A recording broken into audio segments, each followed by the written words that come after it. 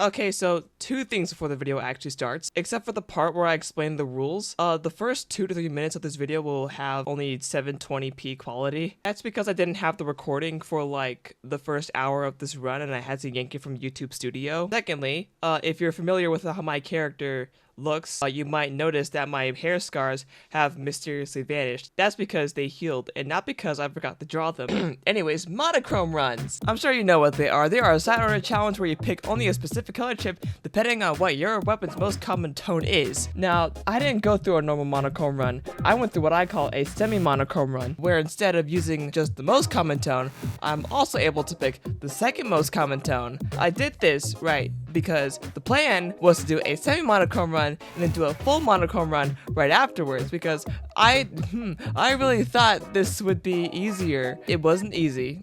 It wasn't, because I did this on hard mode. I don't know how you play monochrome runs.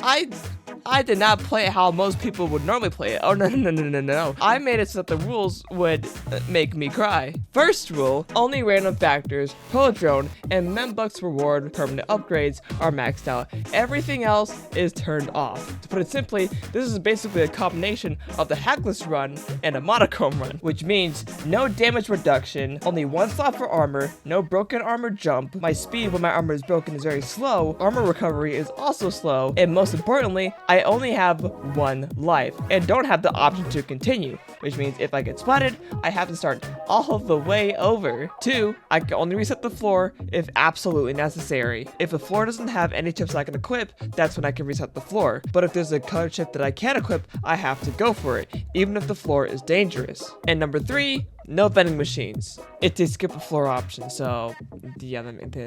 With all that said, I let chance decide what my weapon was going to be, and I went on to do the challenge. Also, this video contains explicit language, so no kids allowed.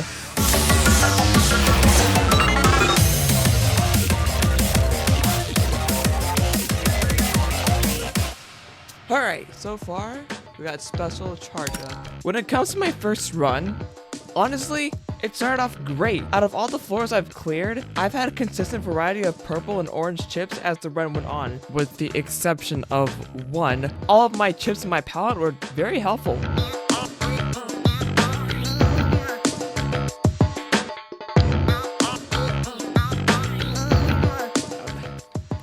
Turf lucky chain. Oh, you gotta be kidding me. And this is where that one arbitrary rule comes in.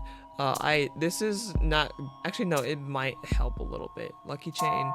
We're not getting a luck specific chips, but I am able to still get drops. So I don't know. This chip isn't totally useless. While climbing up the first 10 floors, I started to notice that I was getting a lot of quick charge over anything else, which yes, it's a good ability, but because of my rapid fire rate, I was starting to worry about running out of ink too fast. I mean, it's helpful, but what about main sub-saver and stuff like that? I'm gonna need to be able to save my ink. However, even with that in mind, I was still very confident in the weapon that I was using. While I'm not a sniper when it comes to online matches, the charging side order was very promising, not only because I could obtain a couple of chips that assist me in aiming anyway. There we go, that's what I wanted to see. But the gelatins are much easier to snipe than players. On top of that, Marie's palette came with Ink Strike and Ink Mines, which both can be enhanced with Splash Radius and Explosive Knockback.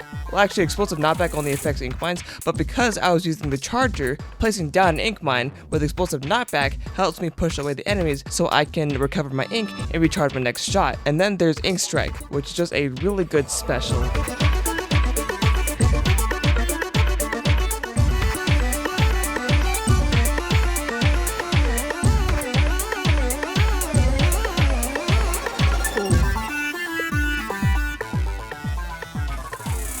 As I made my way up to floor 18, I noticed that I was getting a lot of explosion knockback, but no ink saber sub, which means I couldn't use my explosion heavy ink mines that frequently. Okay, let's see. Let's look at our current palette right now. Oh wow.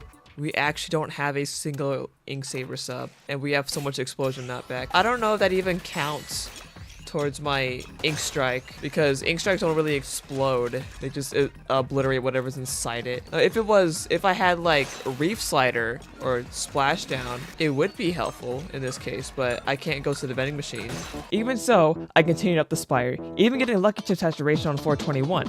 Everything was going great, at least until I got to floor 24, where this happened. Oh. Okay.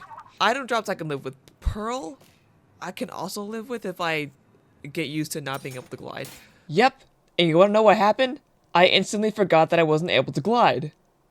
Muscle memory is a bitch. And I already forgot that I can't use Pearl to glide. Oh, this has no inkable parts! Half of the map is not inkable! I can't glide. I keep forgetting I can't freaking glide. Okay, Pearl, I underestimate. No, please! No! Hey, you've got to be kidding me. Okay, let's play that back. Do you see that fish right there? Do you see the fish? That little fucker right there? I didn't see him initially, right? During this moment, my eyes were either here, on the player, because I was trying to place an ink mine. So by the time I actually looked towards, in front of me, all I could see is this springy guy in front of me, and I thought to myself, oh, okay, I'll wait for that guy to jump, and then I'll just swim right underneath them and get away. But by the time I got there, look who's hiding behind them. Hello, motherfucker. No, please! So yeah, my first run ended with a marching Andante blocking my path and getting me killed. But this is a good thing, right? Because on my first run, I got all the way up to floor 24. First try, which means this shouldn't take long, right? Nonetheless, I attempted the spire once again, because the first round is always a warm-up. I managed to climb myself all the way up to floor 11, that's it. No! No! No! Are you serious? Okay, on my third attempt, I did a lot better.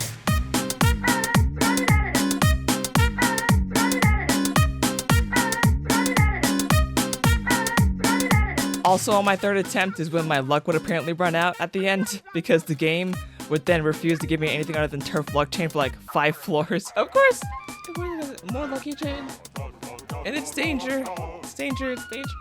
So earlier I said this. Actually no, it might help a little bit. Lucky chain. We're not getting a luck specific chips, but I am able to still get drops, so I don't know. This chip isn't totally useless. Well, I was wrong. It's totally useless. At least in this case. What turf luck chain does is add to your luck chain the more you ink the ground. However, without any luck chains to pair this with, this chip does absolutely nothing, or at least does so little to the point where I don't even notice. On top of that, half the time I would get turf lucky chain as a chip, it would be on a danger level. One of them being darkness of all things. No! No! No! This is what I was dreading. Not being able to see. And it's encoding. Please get checkpoint. Awesome. Damn it, there's the sniper. No.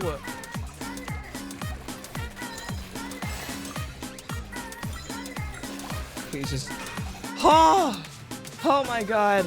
Honestly, I wasn't even upset about the floor. I was upset over not being able to see. The blindness is my weakness, aside from stronger enemies. And I took the game. I don't need more luck chain. I don't. I have so much to the point that getting more luck chain chips is useless unless I get lucky chips, but I can't because it's a semi-monochrome run. Where is it? Oh, there you are, you hiding son of a bitch. Huh. I have enough turf chain now, game. Oh my, Jesus Christ, look at how much orange I have compared to purple. So thanks to the turf luck chains that could have been quick charge, a lot of the later floors grew more difficult compared to my first run. Especially when I got to 428, where I was hit with Arpeggio spam. What's the catch? Fuck, I forgot about Archipelago Barrage being a thing you can get. I also apparently can't read because that says Arpeggio, not Archipelago.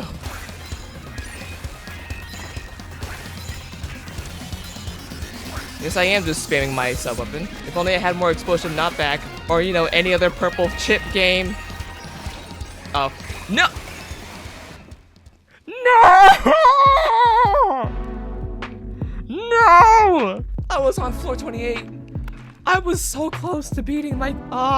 I blame luck on that one. Did you see my palette? It was all orange ones, and most of them were fucking luck chain. Attempt 3 was honestly one of my most upsetting runs, because not only did I get all the way up to floor 28, but I probably would have been able to clear the entire thing if I was given something other than, you know, turf luck chain. Because looking back at the footage, I had plenty of ink saver main, but no quick charge to pair it up with. Hence why I started spamming ink mines, because at least that had 4 explosion knockback and at least 2 ink saver sub. There's just not much I can do with my main weapon, unfortunately. Alright, lesson learned. If there's a homing shot chip I can get, equip it immediately. It doesn't matter what any of the other chips are. It doesn't matter what I think the run will turn out to be. We have to equip all of the homing chips, because apparently, if I don't, I die. I came to this conclusion because during that run, I had the chance to equip homing shots, but turned it down for a different chip. Then the game would then refuse to give me any homing shots. So on attempts 4 through 7, whenever I saw homing shots and quick charge, I would prioritize those chips specifically, even if the other options were really good. But when I got to attempt number 8, I was given way too many homing shots. Okay, game, that's a lot of homing shots. I was given 4 chips worth of homing shots, but none for quick charge or ink saver chips. Basically, I couldn't even at the very least aim properly. Every time I tried the turf, as you can see, my charger would shoot towards the side from where I was actually shooting for every shot, because homing shots don't just target enemies for some reason. They target everything that can be interactable. Like the ink rail. It targets the fucking ink rail? Surely no one's that bad at aiming that homing shots need to target the ink rail. So because homing shots target everything, this happened on floor 15. You cannot be for real. No!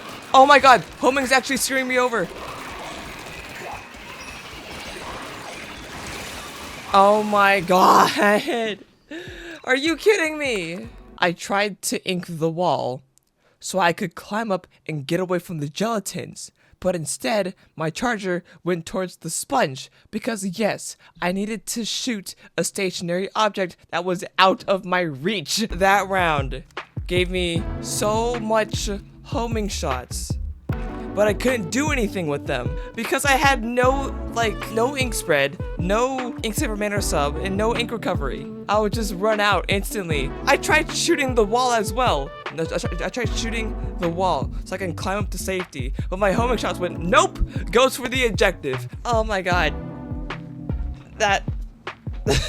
You gotta be kidding me. I was so distraught over the way I died, and also because I was like 5 hours into the stream, that I ended up dying on floor 2 on my next attempt. This is when I decided I needed a 5-minute break to get some water. When I came back, I came up with a new strategy. As seen so far, my run is honestly up to luck, but I did figure out which chips would be useful and when I would like to get them. At the start of my next attempt, I want to collect all the ink recovery and saber support chips. That way, I'll have the ink to use both my main weapon and my sub weapon properly. After that, I want to get chips that support my main weapon, being main range, ink size, main coverage, and then maybe homing shots. Yes, getting too many homing shots got me killed. If I get only 1 or 2 homing shots, I'll be fine. Then I'll get sub weapon support chips, being splash radius and explosion knockback. Not to be confused with normal knockback, which doesn't do much for the charge, to be honest. Putting splash radius and explosion knockback on my mines will not only push away enemies, but also provide turf for myself. Then there's special charge up and hindrance damage, which I can equip during any part of the run, to be honest. And then lastly, turf luck chain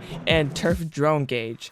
Honestly, all I have to do is pray that I don't get either of these, because they don't do anything for this run. Now that I had a much better strategy in mind, on attempt number 10, I proceeded to lock the fuck in, starting off the first 5 floors with exactly what I wanted, with getting ink recovery, ink saver, quick charge, and a little bit of homing shots. After that, I will get plenty of splash radius, ink size attack, and even more quick charge. On top of that, I got more ink recovery and special charge up. No, we're not going for homing shots. We're going for special charge up.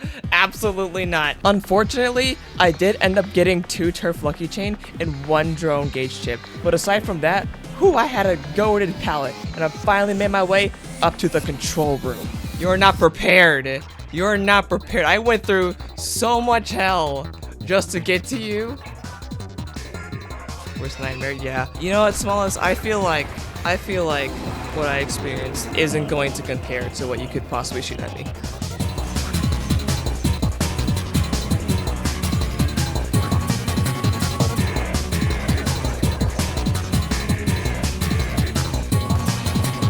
One phase down. I think that's either 2 or 3 more. I honestly forgot. I think it's 3 more.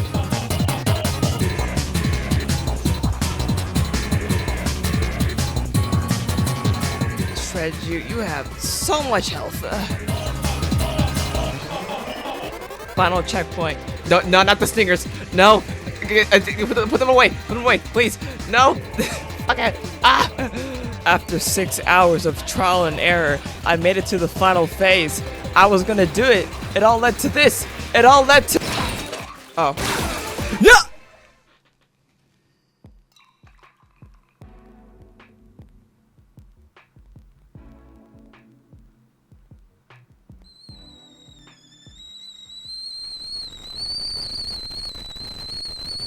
No! I was so close! I died at I know!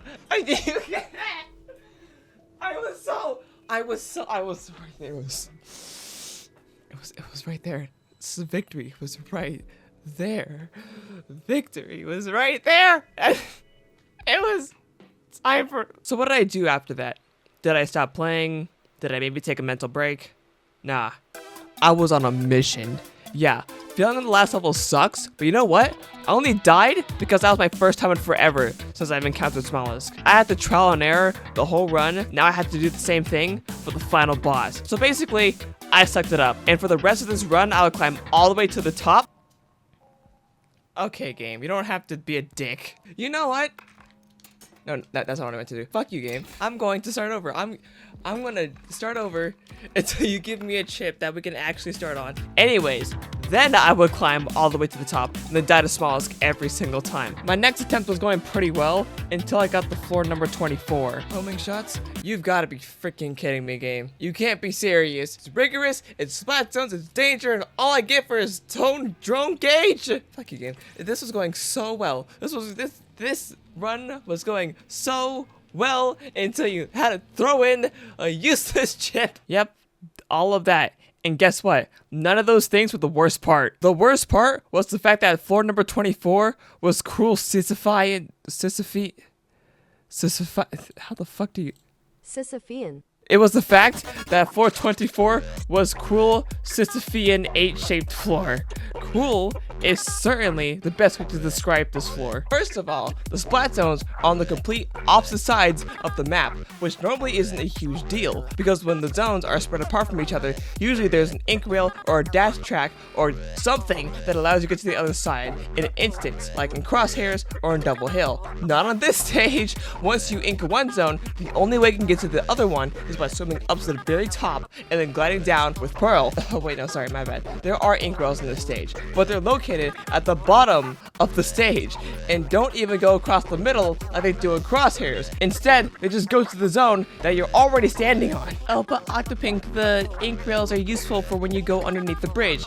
No, swimming underneath the bridge is not an option because that's where most of the gelatins are spawning. The bottom part of the map is just a pool of gelatins. You go down there and the only thing you'll do is die. And by the way, as you're going across the map to ink the other zone, you have to make sure to shoot the drizzling the sprinkler guys down. These guys are annoying on like all the Splatzones levels. What they normally do on every other Splatzone stage is maybe 1 or 2 of them will spawn every like 30 seconds and hover over the zone until you splat them. But on this stage, they spawn in 2 groups of 3, which adds up to 6 of them at once, and they go along the figure 8 path like so, inking one zone while you're too busy inking the other one. Not only do you have to kill 6 of them at a time instead of just 2 to 4, but they're also always moving, sometimes away from you as you're trying to kill them. The best counter to this floor is to equip mobility chips, because the only way you're going to beat this level quickly is to be quick in the literal sense.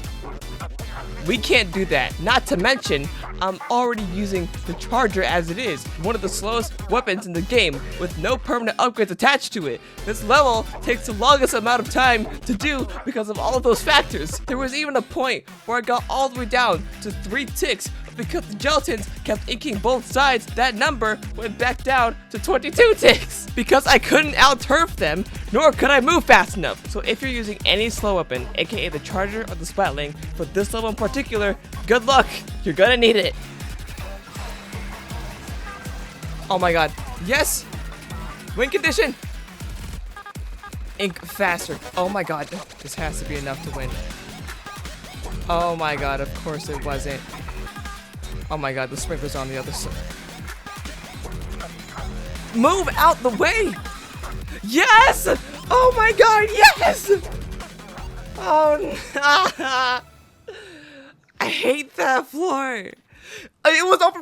I forgot it was for freaking turf drone gauge. Anyways, after that nightmare, I continued with my 12th attempt, which was a bit silly. Because most of the chips the game gave me supported my sub weapon, aka 4 sub savers, 3 splash radius, and 3 explosion knockback, I ended up using my sub way more than my main. Because compare that to what I got from my main weapon, not bad, but 2 more quick charges and ink saver would have been more ideal. So I did what most people do with so much sub power, play like a Splash Shot Junior main.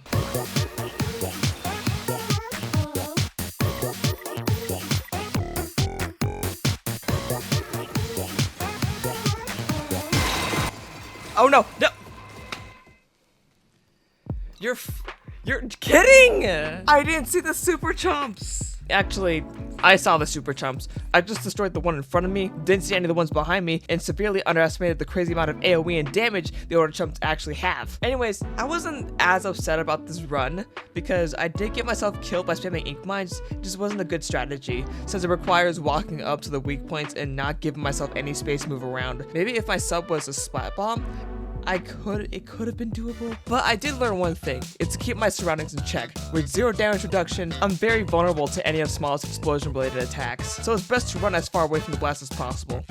Except just kidding, I didn't learn shit. Because on my next run, I did the exact opposite. Instead of avoiding the attack, I tried to splat Smallest before the Stingray could reach me. Because Smallest was inches away from death. Alas, I could not outshoot the Stingray. I was devastated when I lost this time because I thought I learned everything I need to know regarding how to beat this run. Turns out, I need to learn one vital thing, and it was to never let your guard down. Even if I am inches away from winning, it's not worth the risk. So with that final lesson learned, I scaled the spire one last time, this time with my guard fully up.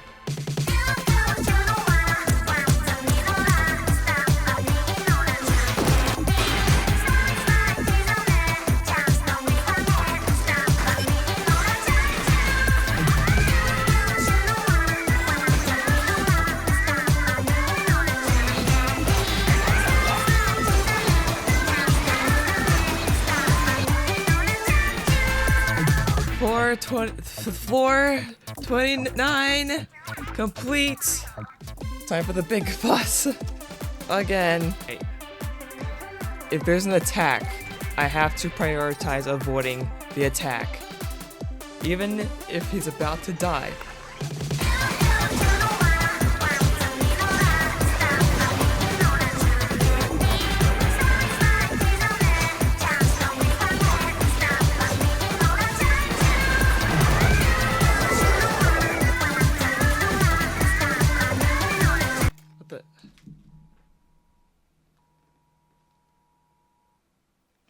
Got an alert on my phone.